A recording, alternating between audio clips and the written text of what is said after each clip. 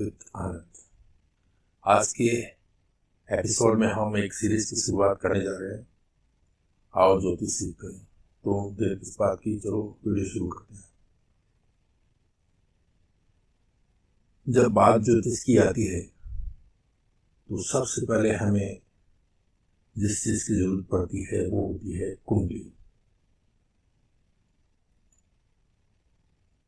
कुंडली एक आकृति है और इस आकृति के 12 हिस्से इसमें हमें देखने को मिलते हैं।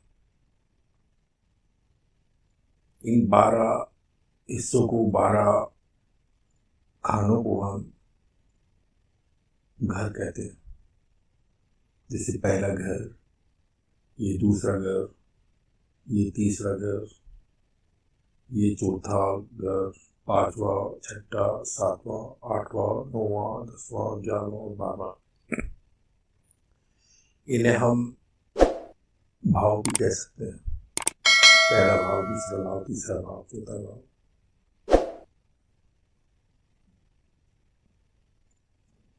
प्रथम भाव, द्वितीय भाव, तृतीय भाव, चतुर्थ भाव, पंचम भाव, षष्ठ भाव। ऐसे इन्हें स्थान भी कह सकते हैं। प्रथम स्थान, द्वितीय स्थान, तृतीय स्थान, चतुर्थ स्थान, पंचम स्थान। इन्हें हम first house, second house, third house, fourth house, fifth house, sixth house, seventh house, eighth house, ninth house, 10th house, 11th house, 12th house, इस तरह से भी पुकार सकते हैं। जिसमें आपको कंफर्टेबल लगे उसके हिसाब में पुकार सकते हैं। ये तो हुआ कुंडली दिखने में कैसी लगती है। अब वास्तव में कुंडली होती क्या है उसके बारे में जरा थोड़ा जान लेते हैं। देखिए, ये जो प्रथम भाव होता है, पहला घर, ये आकाश में पूर्व दिशा को दर्शाता है, जिसे हम पूर्व क्षितिज कहते हैं। और इसी जगह पर पूर्व क्षितिज में सूर्य का उदय होता है।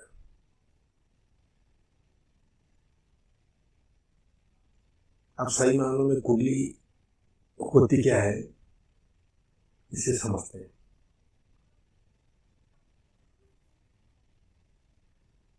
जब किसी व्यक्ति का जन्म होता है तो उस समय आकाश में कुछ ग्रह स्थिति होती है। जब बात आकाश की हो रही है तो इसमें कुछ ग्रह तो होंगे ही होंगे, इतना निश्चित है। और हमें इतना भी पता है कि ग्रह कभी भी जो है स्थिर नहीं होते। ग्रह हमेशा मूवमेंट में रहते हैं, अपनी धुरी पर घूमते हुए ये सूर्य के चारों ओर चक्कर लगाते रहते हैं। इसलिए हमें इतना तो समझ गया है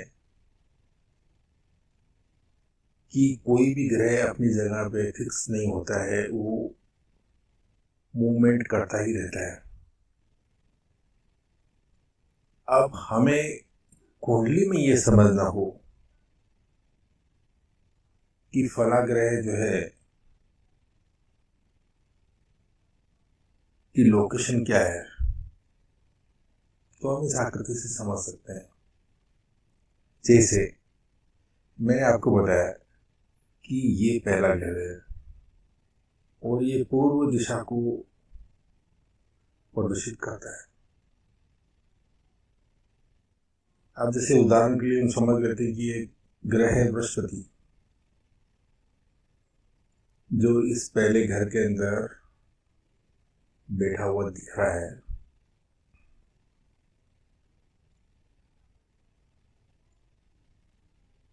तो क्या हम ये बता सकते हैं या क्या हम ये कह सकते हैं कि व्यक्ति का जन्म जिस समय हुआ, आकाश में बृहस्पति ग्रह की लोकेशन पूर्व दिशा में थी। समझे मैं क्या करना चाहता हूँ? हमें किसी भी ग्रह की लोकेशन या किसी भी ग्रहों की डिग्री अगर जानना हो तो हम कुंडली के माध्यम से जान सकते हैं।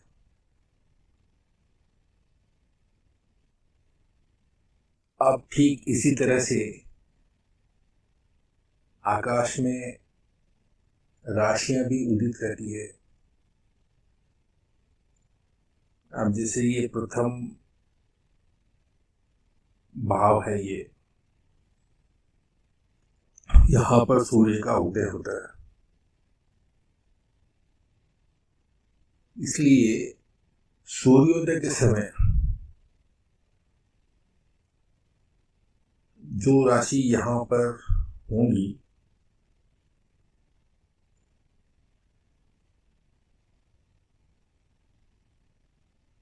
वो सूर्योदय के समय जो है यहाँ पर पहले घर के अंदर लिखी जाएगी। बाकी की राशियां यूं क्रमानुसार जो है लिखी जाएगी।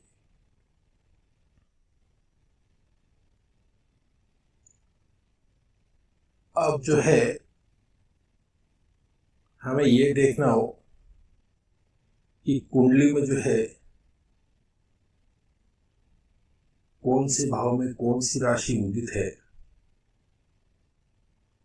तो वो भी हम इस कुंडली के द्वारा बड़ी आसानी के साथ समझ सकते हैं। ठीक इसी तरह से हम नक्षत्रों के बारे में भी पता लगा सकते हैं। नक्षत्र यानी कि तारों का समूह होता है, उसे हम नक्षत्र कहते हैं। अब नक्षत्रों को भी हम कुंडली में समझ सकते हैं।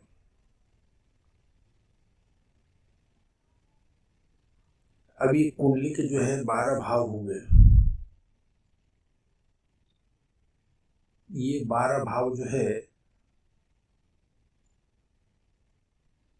स्थिर रहते हैं, इनमें किसी प्रकार का कोई बदलाव नहीं होता है। हम किसी भी व्यक्ति की कुंडली देखेंगे तो हमें पहला भाव यही मिलेगा, पहला घर यही मिलेगा, दूसरा घर यही मिलेगा, तीसरा यही मिलेगा, चौथा यहाँ मिलेगा। इनमें किसी प्रकार का चेंज नहीं होता है।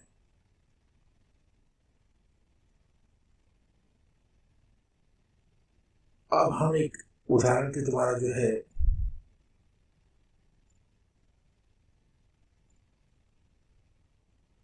आकाश में ग्रह स्थिति का आकलन करना कैसे है, इसके बारे में जरा थोड़ा संक्षिप्त में बात कर लेते हैं। जैसे ये कुंडली है, फिर प्रथम भाव है, पूर्व दिशा को प्रदर्शित करता है, और यहाँ पर जो है बृहस्पति ग्रह जो है बैठा हुआ है। इसका मतलब ये हुआ कि बृहस्पति ग्रह जो है आकाश में पूर्व दिशा के अंदर था जब व्यक्ति का जन्म हुआ।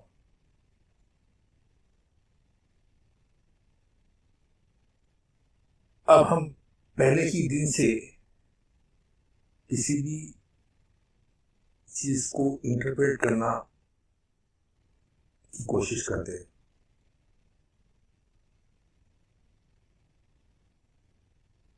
अब देखिए, पहला घर जो होता है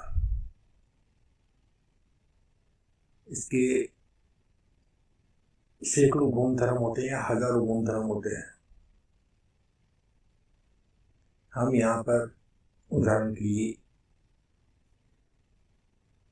एक गुण धर्म को समझते हैं। पहला घर किसी की भी व्यक्ति के व्यक्तित्व को जो है दर्शाता है, उसका व्यक्तित्व कैसा है, पर्सनैलिटी कैसी है। और बृहस्पति ग्रह जो यहाँ बैठा हुआ है, बृहस्पति ग्रह किसी भी चीज के एक्सटेंशन को दर्शाता है। उसमें बढ़ोतरी होने की संभावना को दर्शाता है, ज्ञान को दर्शाता है, सही और गलत में समझ को दर्शाता है।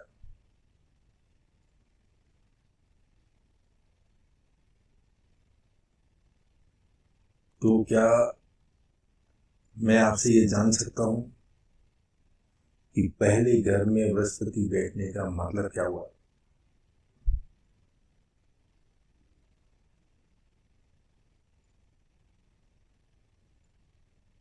मुझे नहीं लगता कि इस प्रश्न का जवाब देने में आपको किसी भी प्रकार की कोई कठिनाई होगी, क्योंकि मैंने आपको बताया कि पहला घर व्यक्तित्व को दर्शाता है और पहले घर के अंदर बृहस्पति बैठा हुआ है।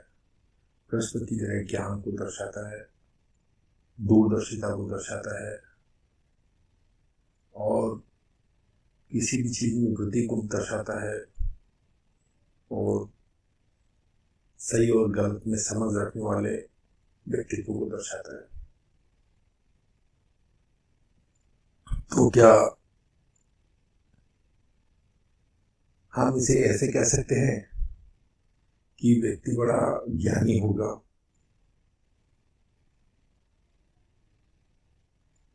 अपने एक सुदृढ़ व्यक्तित्व का धनी होगा, हमेशा तरक्की के बारे में सोचेगा, ज्ञान में हमेशा बढ़ोतरी करते रहेगा? वन आसान सा प्रेडिक्शन, पहले ही दिन से भविष्य वक्ता आपको बनना है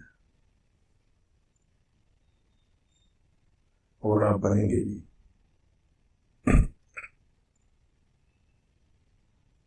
अब बात हम करते हैं राशि की।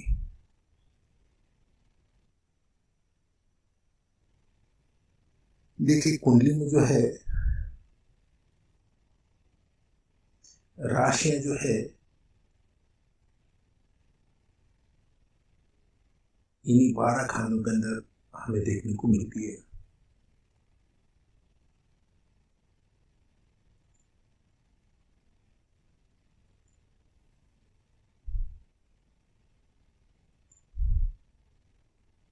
ये 12 राशियां है, मेष, वृषभ, मिथुन, ये इनके नंबर है। 1 नंबर जो है मेष राशि है, 2 नंबर वृषभ राशि है, 3 नंबर मिथुन राशि है, 4 नंबर कर्क राशि है, 5 नंबर सिंह राशि है, 6 नंबर कन्या राशि है, 7 नंबर तुला है, 8 नंबर वृश्चिक है, 9 नंबर धनु है, 10 नंबर मकर है, 11 नंबर कुंभ है और 12 नंबर मीन है। ये 12 राशियां हैं। इन 12 राशियों को हम कुंडली में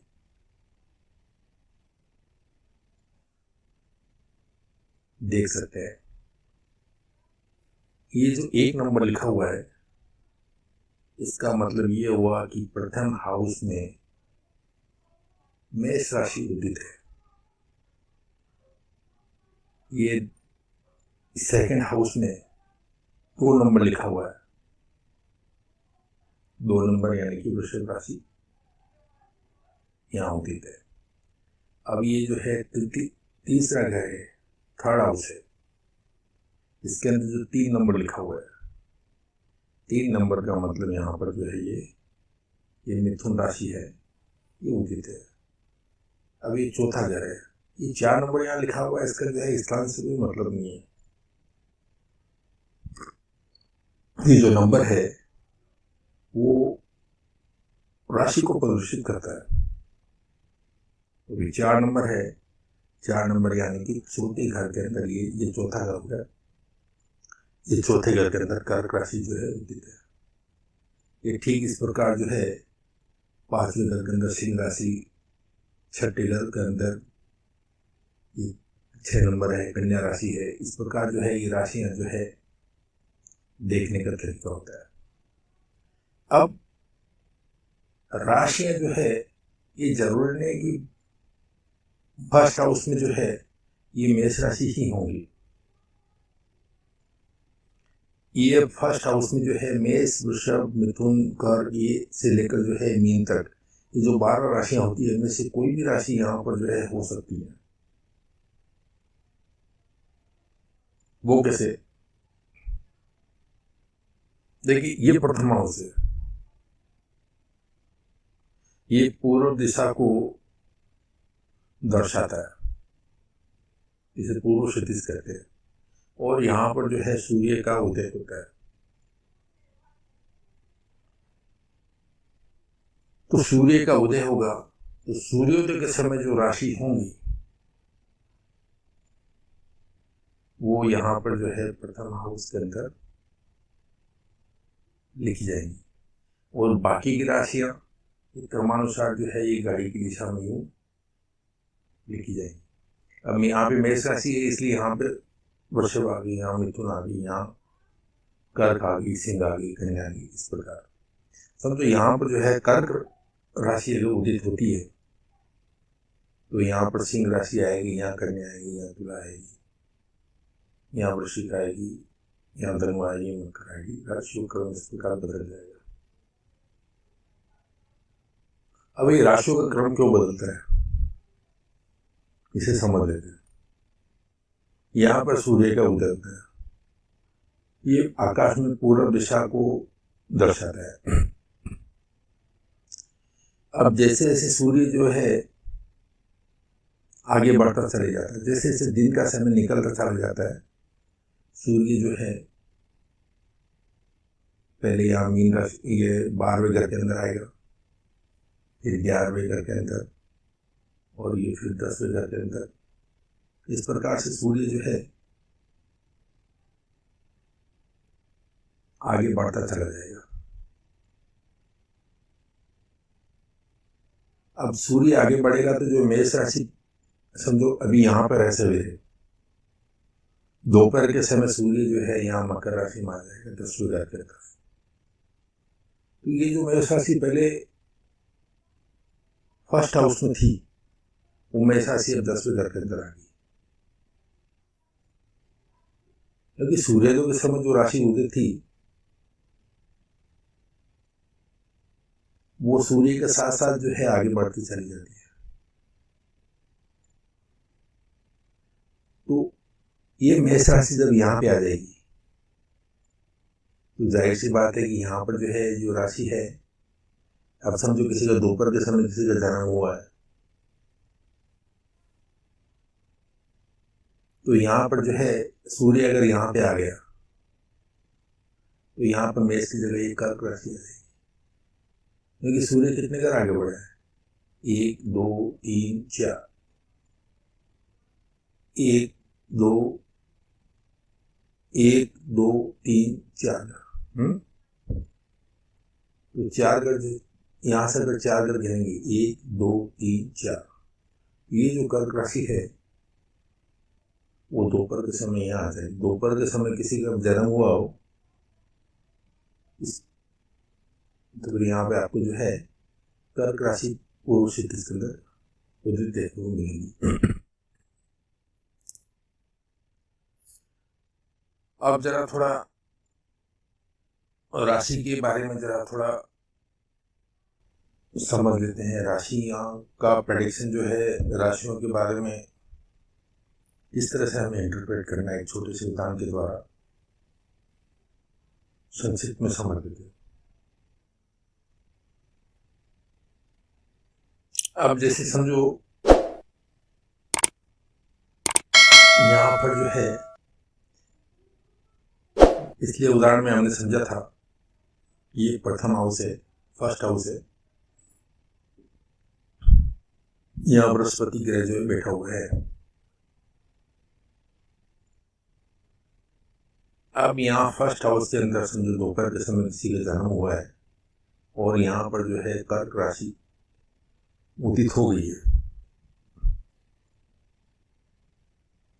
तो हम इसको कह सकते हैं कि व्यक्ति का जन्म जिस वक्त हुआ उस वक्त फर्स्ट हाउस में बृहस्पति था और कर्क राशि जो है उदित थी। अब राशियों के जरा गुण धर्म को समझ लेते हैं। राशियों के वैसे तो हजारों गुण धर्म है, परंतु यहाँ पर हम समझने के दृष्टिकोण से किसी एक गुण धर्म के बारे में बात करते हैं।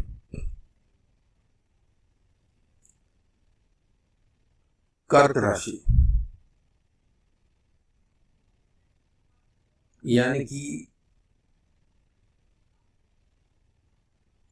जल तत्व की राशि, वाटर एलिमेंट। और जल राशियां भी 3 प्रकार की होती है, कर्क, वृश्चिक और मीन। और तीनों की जो है तासीर अलग होती है। कर्क राशि यानी कि जो है नदी का बहता हुआ पानी, साफ सुथरा स्वच्छ पीने के काम में आता है। और वृश्चिक राशि यानी तालाब का पानी जो एक जगह ठहरा हुआ है, स्थिर है। और मीन राशि यानी कि समुद्र का पानी जो बहुत विशाल है तो पीने के काम में नहीं आता, खारा होता है। या कर्क राशि उदित है, जल तत्व की राशि। और जल तत्व की राशि का एक गुण धर्म होता है, ये इमोशन को जो है दर्शाती है, भावनाओं को दर्शाती है, मन को दर्शाती है।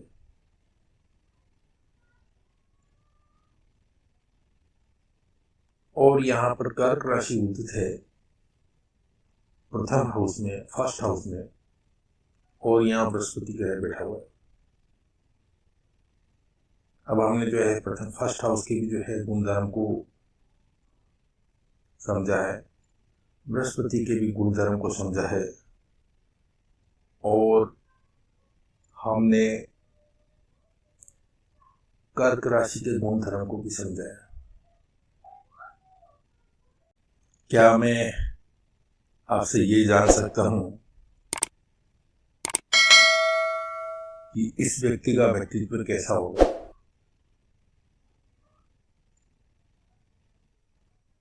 बहुत ही आसान है, आप सरलता से इसे जो है बता सकते हैं।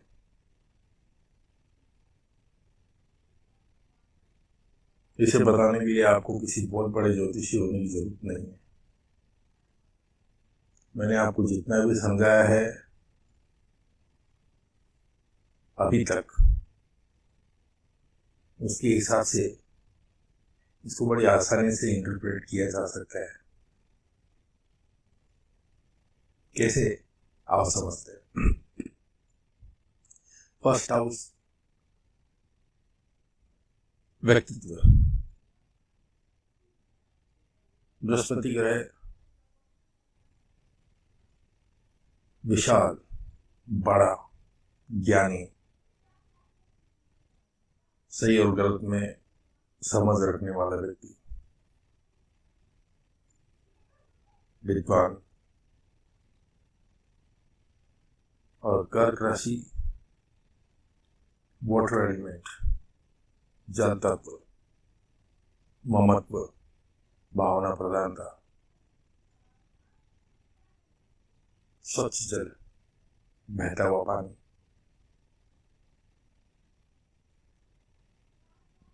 अब ये गुणधर्म है, आपको इन्हें क्लब कर देना है। इनकी केमिस्ट्री जो है को समझना है।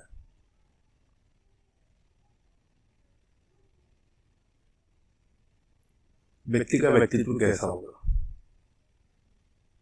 बड़ा दूरदर्शी होगा, समझदार होगा, ज्ञानी होगा, बुद्धिमान होगा, हमेशा अपने जो है ज्ञान को बढ़ाते रहेगा।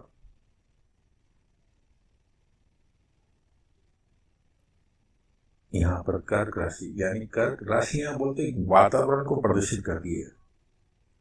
व्यक्ति को काम करने के लिए एक वातावरण की जरूरत होती है, उस वातावरण को प्रदर्शित ये राशियां करती है।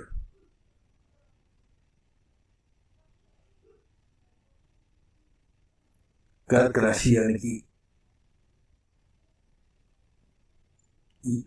कर्क राशि के यहाँ उदित होने का मतलब है कि व्यक्ति जो है भावनिक होगा, भावना प्रधान होगा,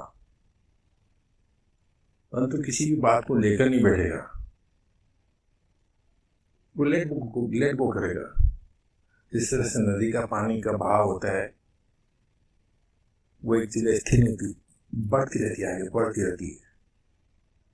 अपने पीछे जो गलती होती है उसको वहीं पे छोड़ देती है और आगे बढ़ जाती है। व्यक्ति भी ठीक इसी प्रकार का होगा,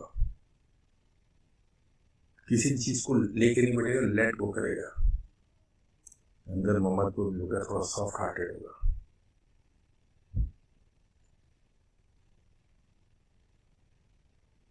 सही कह रहा हूं मैं?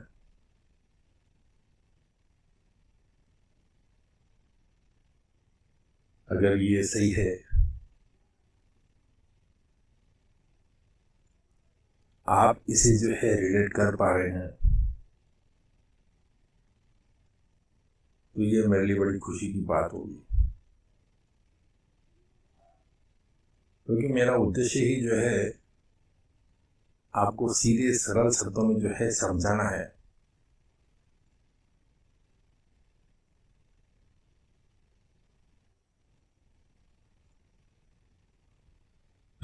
अब हम बात करते हैं कंप्लीट कुंडली की, जिसमें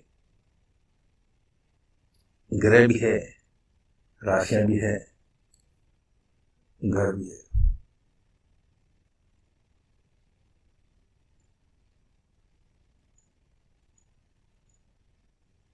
ये कुंडली है,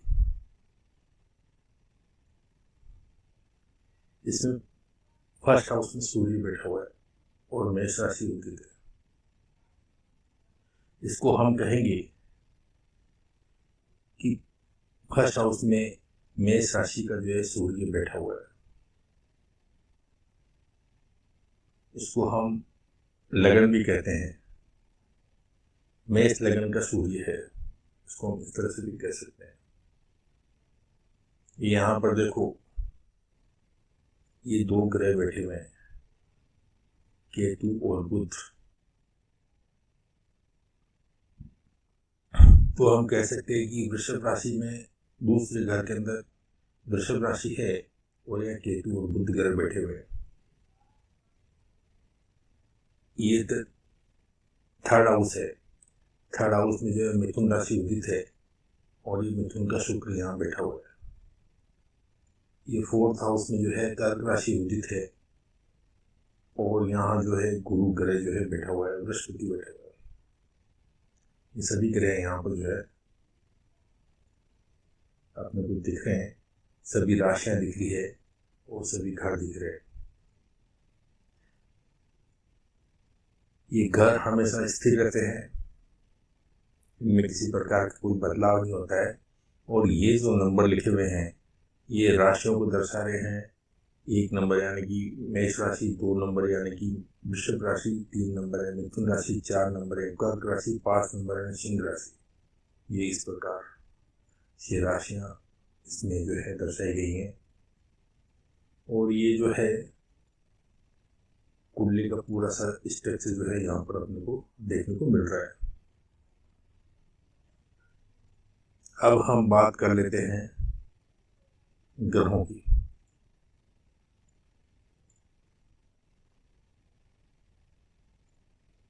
वैदिक ज्योतिष में 9 ग्रहों को मान्यता दी गई है।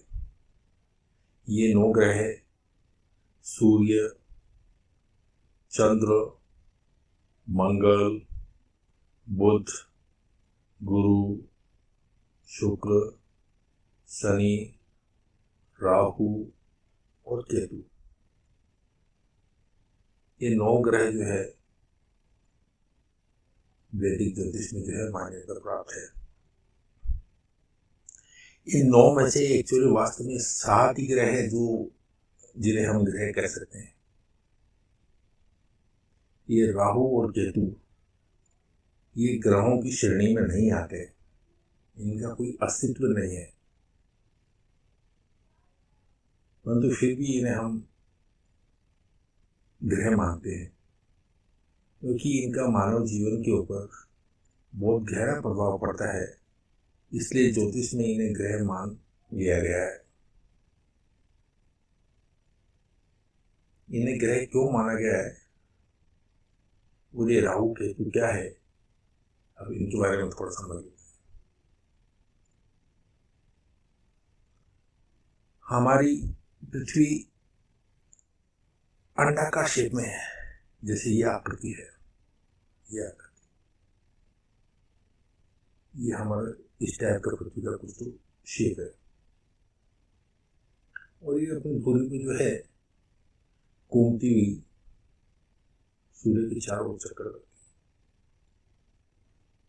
और चंद्रमा एक ऐसा ग्रह है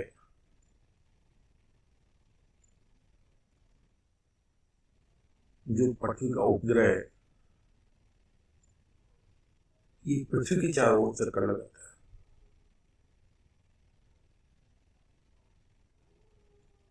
अब चंद्रमा का जो चक्कर लगाने का जो मार्ग है, इसे हम ऑर्बिट भी कह सकते हैं, ये मार्ग जो है राउंड शेप में होता है। और जब चंद्रमा पृथ्वी के चारों ओर चक्कर लगाता है, तो ये जो बड़े में हिस्से है पृथ्वी के ऊपर और नीचे का जो हिस्सा आपको दिख रहा है, ये गोल इस आकृति का, इन हिस्सों पे पृथ्वी और चंद्रमा का घर्षण होता है। और चंद्रमा और पृथ्वी के घर्षण होने के कारण एक ऊर्जा की निर्मित होती है, एक ध्वनि की निर्मित होती है। और इस ध्वनि की, इस ऊर्जा का मानव जीवन पर अत्यधिक प्रभाव देखा गया है। इसलिए राहु और केतु को ज्योतिष में ग्रह मान लिया गया है। वास्तव में ये दो बिंदु है जहां पे घर्षण हुआ है। इन दो बिंदु को ही हम राहु और केतु के नाम से पुकारते हैं। अब ये 7 ग्रह हो गए, और ये 2 ग्रह है, 2 जो राहु केतु है, इन्हें ग्रह मान लिया गया है। ये टोटल 9 ग्रह होंगे। ये सभी ग्रह सौरमंडल के अंदर पाए जाते हैं, परंतु ये 3 ग्रह है, हर्षल, नेपच्यून और प्लूटो, ये सौरमंडल के बाहर की ग्रह हैं, पृथ्वी से बहुत ज्यादा दूर है।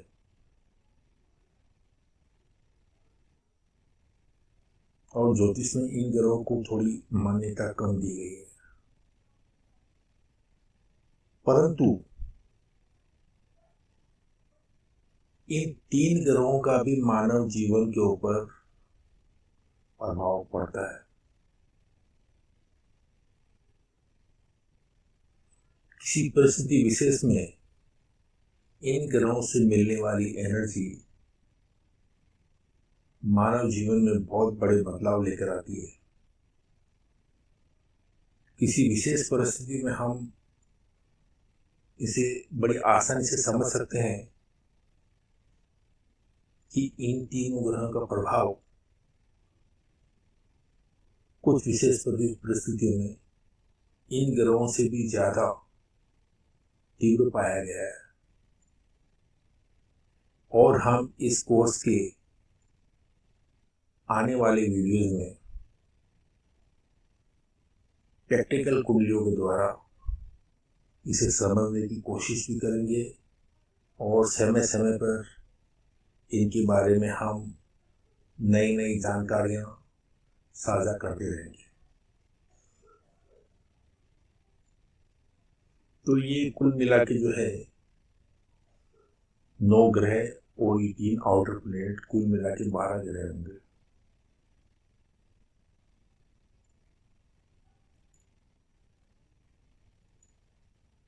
अब ये 12 ग्रह कुंडली में जो है ये इस तरह से दर्शाए जाते हैं। अब यहाँ तो इस कुंडली में तो सभी घर में जो है करीब करीब जो है एक एक ग्रह दर्शाया हुआ है, एक ग्रह खाली है, बाकी सब में एक में 2 डबल ग्रह है, बाकी सब में जो है एक एक ग्रह दिखाया गया है। परंतु हर बार ऐसा नहीं होता। कभी कभी किसी कुंडली में एक से ज्यादा ग्रह भी जो है पाए जाते हैं। किसी कुंडली में एक घर के अंदर 2 ग्रह पाए जाते हैं, किसी में 3, 4, 5, 6, 7 कितने भी हो सकते हैं, और कुछ घर खाली भी हो सकते हैं जिनमें कोई भी ग्रह नहीं होता है।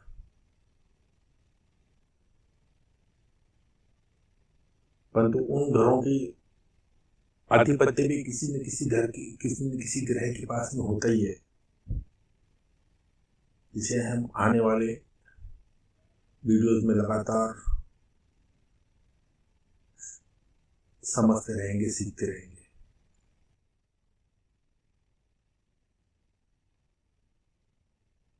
फिलहाल आज के लिए इतना ही।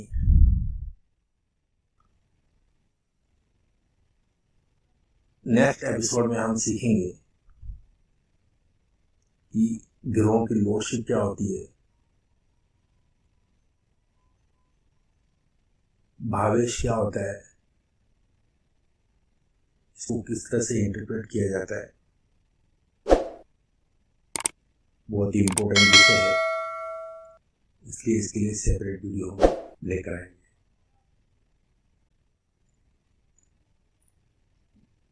ये तो हुआ अपने आने वाली वीडियो के बारे में। अब हमने जो आज पढ़ा है इसके ऊपर प्रैक्टिस करना है, और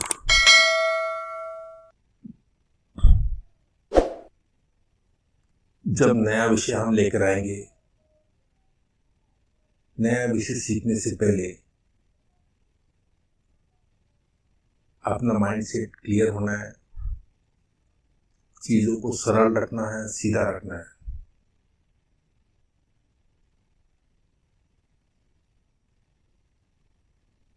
अगर आप ये समझेंगे कि ज्योतिष एक बहुत बड़ा विषय है, इसे मैं कैसे सीखूंगा,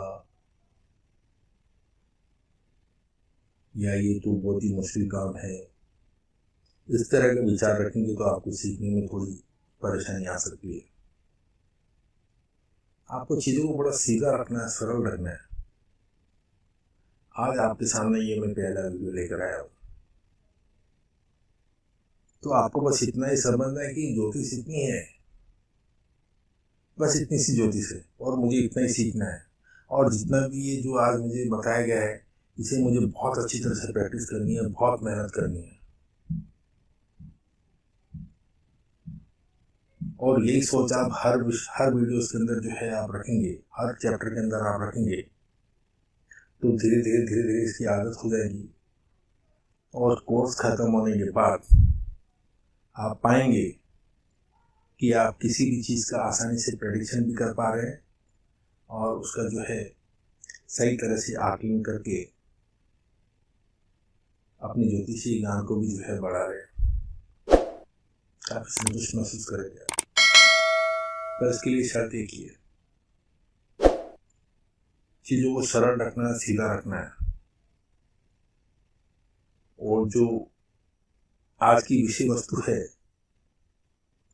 उसके ऊपर प्रैक्टिस करके उसके ऊपर पूरा अधिकार जमाना है। तो बने रहिए हमारे चैनल पर। मिलते हैं अगली वीडियो में। Thank you.